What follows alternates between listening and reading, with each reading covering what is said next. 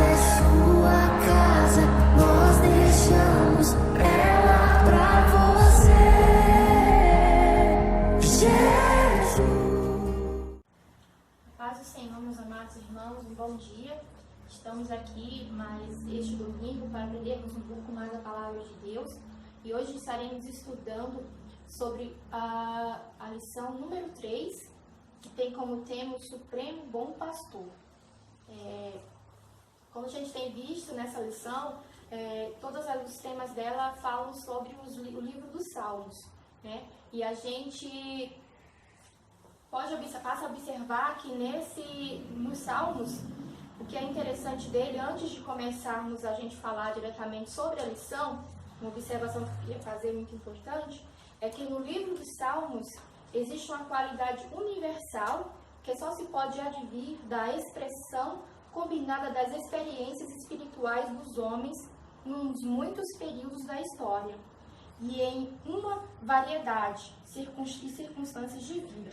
Então, o que a gente entende é que o livro dos Salmos, ele é um livro atemporal, né? Antes de começarmos a falar propriamente do Salmo 23, que os Salmos, eles são experiências espirituais vividas por esses salmistas, e eles expressam isso através dos Salmos, né? E a gente começa hoje a estudar sobre o Salmo de número 23.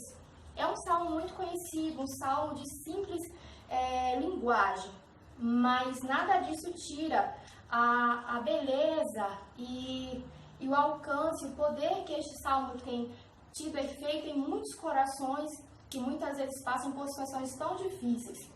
E hoje vamos aprender um pouco mais sobre este salmo, que tem um grande efeito sobre as nossas vidas.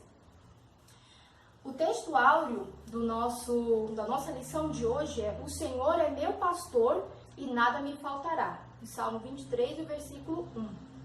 A verdade aplicada diz assim: Cristo, nosso bom pastor, deu sua vida por nós, supre todas as nossas necessidades e está sempre conosco. O texto bíblico da nossa lição, ele fala da seguinte maneira: O Senhor é o meu pastor, nada me faltará, deitar-me faz em verdes pastos, guia-me mansamente a águas tranquilas, refrigera minha alma, guia-me pela vereda da justiça, por amor do seu nome. Ainda que eu andasse pelo vale da sombra da morte, não temeria mal algum, porque tu estás comigo, a tua vara e o teu cajado me consolam. Preparas uma mesa perante mim, na presença dos meus inimigos. Unges a minha cabeça com óleo, meu cálice transborda. Certamente que a bondade e a misericórdia me seguirão todos os dias da minha vida, e habitarei na casa do Senhor por longos dias. Ao estudar, meus irmãos, este salmo tão conhecido, né, e muitas vezes tão aprendido da nossa infância, a gente vê o quanto é apaixonante. Por quê? Porque este salmo, ele nos fala de um pastor muito amável, um pastor que ele tem um cuidado muito especial sobre as suas ovelhas. E no nosso ponto de partida, a gente entende que Cristo é o nosso bom pastor. E quando o salmista ele fala nosso pastor, muitas vezes a gente se atenta a olhar somente ao nada nos faltará, mas o interessante do início desse salmo, que o salmista Davi fala, é que o Senhor é o meu pastor. Ou seja, isso se retrata sobre a relação íntima que Davi tinha com o seu pastor, com o Senhor. Então, o pastor, ele tem um relacionamento íntimo com a sua ovelha, ele está com a sua ovelha em todo o tempo. E o direcionamento que a sua ovelha tem é dado a partir do seu pastor. É o pastor que direciona a sua ovelha. Então, este salmo, ele nos fala claramente sobre isso, que o Senhor é o nosso pastor. E a gente precisa ter essa convicção em nosso coração. Quem é o nosso pastor? Quem nós somos? Né? Quem é o nosso pastor? Então, no primeiro ponto da nossa lição, a gente vai ver o seguinte: o pastor e as suas ações. Porque o pastor, ele não somente tem título, mas o pastor, ele tem as características por ter atitudes que marcam esse relacionamento do pastor e da ovelha.